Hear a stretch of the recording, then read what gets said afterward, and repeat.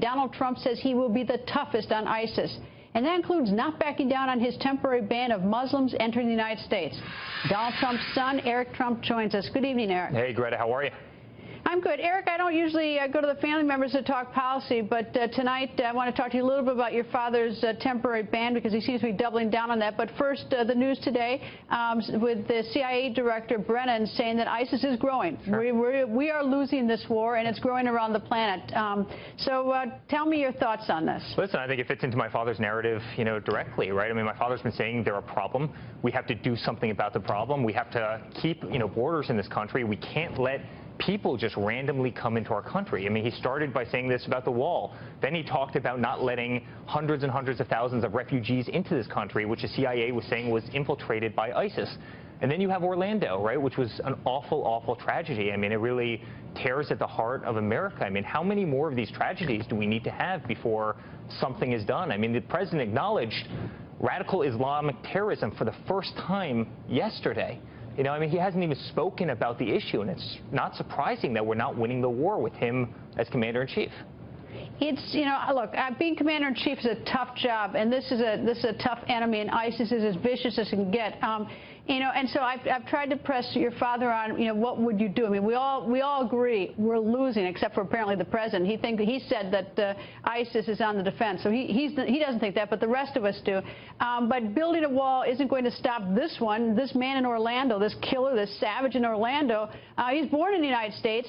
And he got radicalized through the internet, which no wall is going to stop the internet. So, what would your father's ban do to protect some guy like that? Well, listen, I think it has to start there, right? I mean, because there are tens and tens of thousands of others that want to come into this country. So I think, Greta, you have to start by preventing those people from coming into this country. And then I think you have to utilize our intelligence agencies. And we have wonderful people. I mean, the people in the FBI are terrific, right? You need to utilize them. You need to go out and you need to find these people. And you need to be very, very, very tough on these people. And you need to bring the fight to them as well. And listen, the one thing I'll tell you about my father is there's no tougher guy. I mean, he's an amazing father. He's a great person. But believe me, when it comes to terrorism, there will be no harder guy in the world. Yeah, but I guess the problem is so, in many ways, so complex. For instance, you've got Amir Hekmati, a U.S. Marine who was in Iran. He's Muslim. His brother-in-law, who's an orthopedic surgeon and a great guy. I mean, they're Muslims, and their children are getting, things are said at school to Muslims who are lawful. I mean, what are we going to do about sort of separating out the extremists who want to kill us and the good Muslims who are our friends? Yeah, and listen, I think that's $1 million question, right? It's a very, very hard thing, but you again have to make sure those people aren't coming into our country. You can't let 200,000 people into our country when a certain percentage of them in that group are going to have bad intentions. And then again, you have to use intelligence agencies to figure out who's in this country, who has bad intentions, and make sure that they can't strike out, because you cannot have another 9/11. You can't have another Brussels. You can't have another Orlando. I mean, we've been hit by too many of these attacks, and they simply have to stop. We have to protect the home front, and Hillary's certainly not doing that. I mean, her foreign policy, quite frankly, created much of the destabilization in the Middle East that created ISIS. And obviously the commander-in-chief's not doing anything because he hasn't even acknowledged the enemy by their name until yesterday.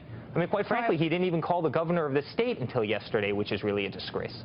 All right. Well, as I said, I don't usually talk policy with family members, so let me go to a family issue. This is what Melania Trump, your stepmother, had to say about her relationship with the family. So let's listen to this. You know his other children, of course. Yes. Do you get along with them?